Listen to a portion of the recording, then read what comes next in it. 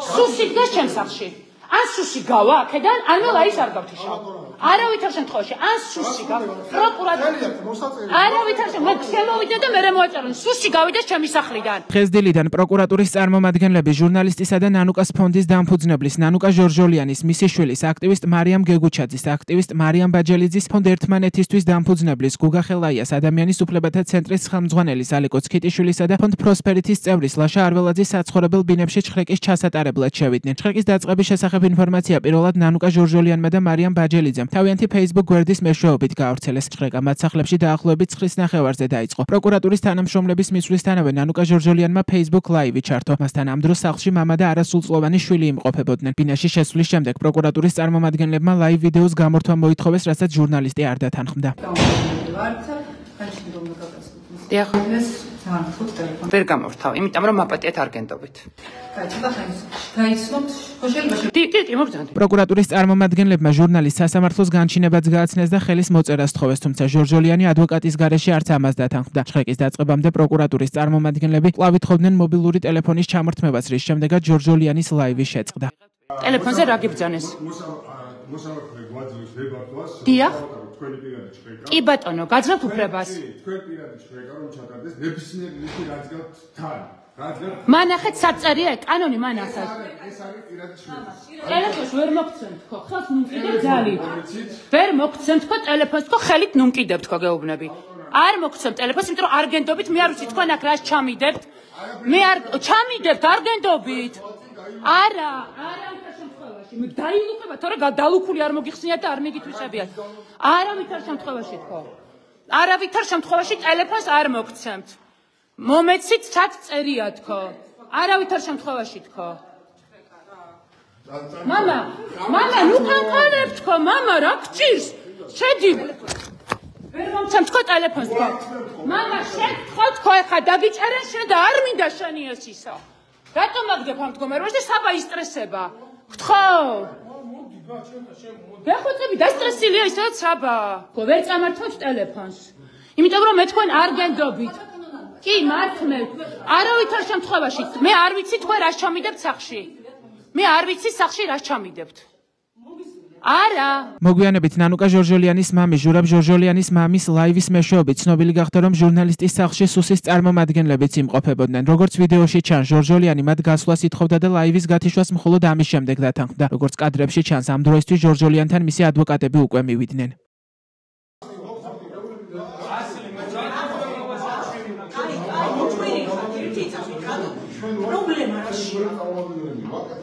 კი, პროკურატურის წარმომადგენლები დარჩით. არა, პროკურატურა დარჩით და გავწყვიტავ ლაივს. სუსი გავიდეს.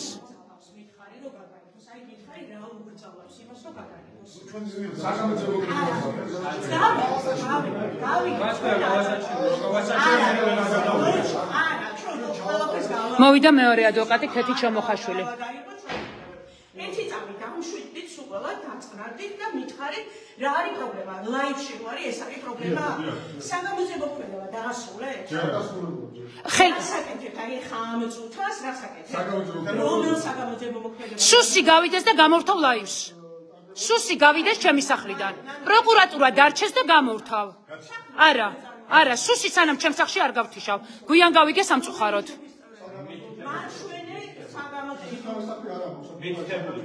საგამოძიებო მოქმედების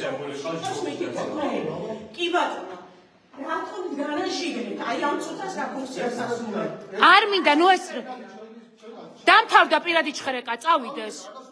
არა, ხელი გარედან მოაწეროს, სუსი გავიდეს სახლიდან. მე სუსს არ ვენდობი. სუსი კაცმა არ იცის ამ სახლში რას იზამს.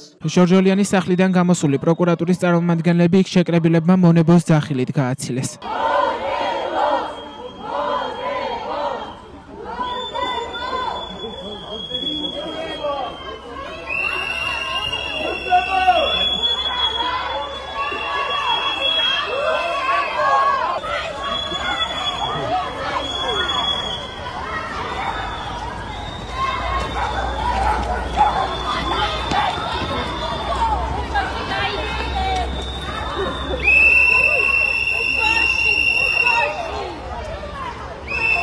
სახლის ჩხრეკის დასრულების შემდეგ ნანუკა ჟორჟოლიანთან მისი მხარდამჭერები მივიდნენ, რა დროსაც მან მომხდართან დაკავშირებით კომენტარი გააკეთა. პირველი ყველაზე სერიოზული რეაქცია, რაზეც ჰქონდათ, ეს იყო ლაივი და მე მათ ვუხსნიდი, რომ მათ მიმართ ნდობა არ მქონდა და შესაბამისად ეს იყო ჩემი დაცვა, მანამდე ვიდრე ადვოკატი მოვიდოდა, რომ ლაივში ყოფილიყო ეს, მაგრამ აი არც კი აპირებდნენ ჩხრეკის დაწყებას, მანამდე ვიდრე ლაივს არ გავთიშავდნენ. პროკურატურა რო დადოდა, სუსი ეუბნებოდა რა უნდა ექნა, ანუ ის მოგვიანებით რო გავარკვე, რომ სუსი ყოფილა, ისინი ეუბნებოდნენ, ანიშნებდნენ, ისინი იღებდნენ ერთ-ერთი კეპიანი სუსის თანამშრომელი პირდაპირ ეთერში იღებდა რაღაც მინიშნებებს და პროკურატურა შემდეგ ამის მიხედვით მოძრაობდა. შემდეგი არის რომ ბრალს წარმიდგენენ, მე გეუბნებით, აი როგორც სამში დავწერე რომ ჩხრეკაზე შემოვლენ თქო და პირველში მართლა აგერ არის დოკუმენტი რომ პირველში ამის ნებართვა გაცემული იყო.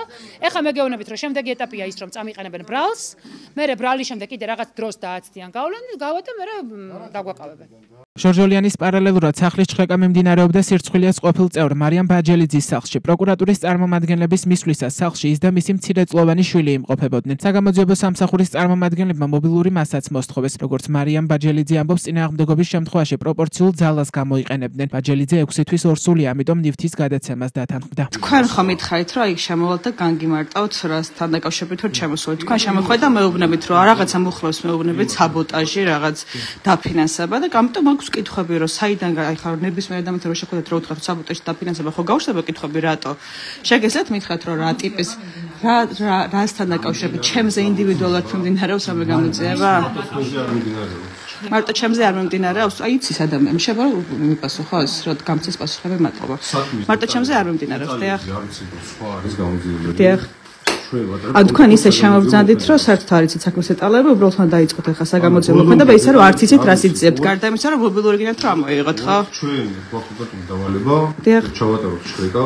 და უნდა მოვიღოთ კანონსაწინააღმდეგო თუ არის ამი და ასევე ელექტრონული მატარებლები. ჩხრეკის მიმდინარეობისას მარიამ ბაჯელიძესთან შესვლას ცდილობდა აქტივისტი მარიამ გეგუჩაძე, თუმცა საგამოძიებო სამსახურის წარმომადგენლებმა მას ამის უფლება არ მისცეს. პასუხისმგებლობას ვინ იღებთ, ხო უნდა ვიცოდეთ, რამე რო დაემართოს 7 თვის ორსულ გოგოს, რომელიც ისედაც არის ექიმის კონტროლის ქვეშ მისი ჯანმრთელობის მდგომარეობის გამო. 7 თვის ორსულ გოგოს, რომელიც არის ახლა შიგნით.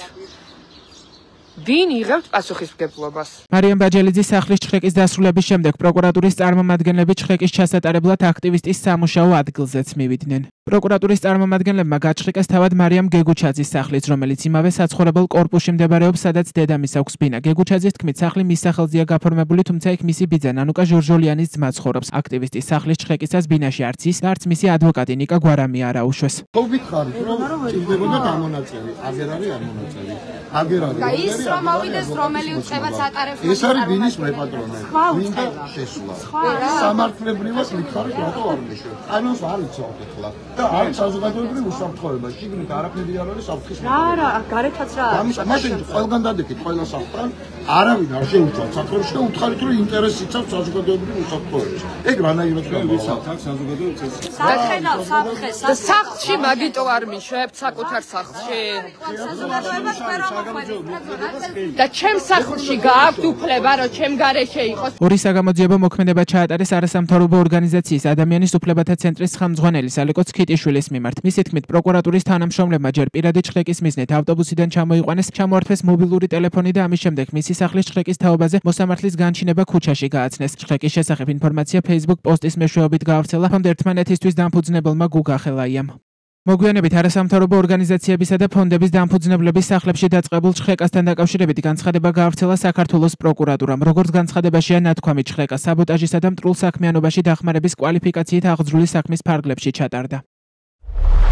საქართველოს პროკურატურაში საბოტაჟის დამამძიმებელ გარემოებაში საბოტაჟის მცდელობის უცხოეთის ორგანიზაციისათვის და უცხოეთის კონტროლს დაქვემდებარებული ორგანიზაციისათვის მტრულ საქმიანობაში დახმარების, საქართველოს კონსტიტუციური წყობილების და ეროვნული უშიშროების საფუძვლების წინააღმდეგ მიმართული საქმიანობისთვის ფინანსების მობილიზების ფაქტებზე მიმდინარე გამოძიების ფარგლებში, როგორც საზოგადოებისათვის ცნობილია, 2025 წლის 17 მარტს ყადაღა დაედო ნანუკას ფონდის, პროსპერიტის ფონდი ერთმანეთისთვის, სირცხვილიას და ადამიანის და თბილისის ადამიანის უფლებათა სახლის საბანკო ანგარიშებს, რომლებიც მონაწილეობდნენ საზოგადოებრივი წესრიგის წინააღმდეგ ჩადენილი ძიმე დანაშაულისთვის ბრალდებული პირების და მათი ოჯახის წევრების ფინანსურ უზრუნველყოფაში, ისევე როგორც სამართალდამრღვევი პირებისათვის დაკისრებული ადმინისტრაციული ჯარიმების გადახდაში. სისხლის სამართლის საქმეზე გამოძიებისთვის მტკიცებულებითი მნიშვნელობის მქონე ინფორმაციის და დოკუმენტაციის მოპოვების მიზნით თბილისის საქალაქო სასამართლოს მიერ გაცემულ იქნა განჩინებები ეგრეთ წოდებული ფონდების ხელმძღვანელი პირების ნანა ჟორჟოლიანის, ალექსანდრე ცქიტიშვილის, ლაშა არველაძის, გუგა ხელაიას და მარიამ ბაჯელიძის ფაქტობრივ და რეგისტრაციის მისამართებზე არსებული საცხოვრებელი სახლებისა და პირადი ჩხრეკების თაობაზე, რომლის საფუძველზეც საქართველოს პროკურატურის საგამოძიებო დანაყოფები და სახელმწიფო უსაფრთხოების სამსახური ერთობლივ შესაბამის საგამოძიებო მოქმედებებს ატარებენ. ამავე გამოძიების ფარგლებში საგამოძიებო უწყების მოთხოვნით 17 მარტს ნანუკას ფონდის, სირცხვილიას პროსპერითის ფონდი, ერთმანეთისთვის თბილისის ადამიანის უფლებათა სახლის ანგარიშები დააყადაღეს. ფონდები პროევროპული აქციების მონაწილეებს ფინანსურად ეხმარებოდნენ. საბოტაჟისა და მტრულ საქმიანობაში დახმარების მუხლებით პროკურატურამ გამოძიება ქართული ოცნების სატელიტი ერთიანი ნეიტრალური საქართველოს მიმართვის საფუძველზე 8 თებერვალს დაიწყო.